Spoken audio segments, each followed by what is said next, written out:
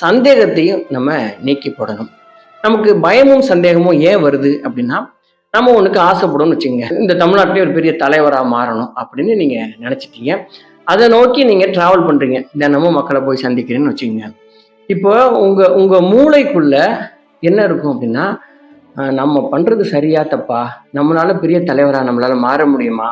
நம்மளால ஜெயிக்க முடியுமா? மக்கள் மனசுல போய் இடம் பிடிக்க முடியுமா? அப்படின்னு சந்தேகம் இருக்குன்னா, உங்க செயல் உங்க உங்க உடல் வந்து செயல்ல ஈடுபடும். உங்க மூளை வந்து அந்த சந்தேகத்தினால அதுக்கு தடை போட ஆரம்பிக்குமா. அதனால இந்த உள்ளுக்குள்ள இருக்கிற அந்த மனிதனும் வெளியில இருக்கிற உடலும் வேற வேற திசையில பயணம் செய்யறதுனால நீங்க சரியான இடத்துல போய் சேர முடியும். கொஞ்ச நாள்ல ஏதாவது ஒரு தடை வந்துருச்சுன்னா, நம்மளால இதெல்லாம் அச்சீவ் பண்ண முடியாது, நமக்கு தேவையில்லாத வேலை அப்படின்னு நம்ம பேக் அடிக்கிறதுக்கு நிறைய வாய்ப்பு இருக்குது. இந்த சந்தேகம் பயத்தை நீக்கிறதுக்கு நம்ம என்ன பண்ணணும்னா, நெகட்டிவான தாட்ஸை நம்மளை விட்டு நீக்கிடணும்.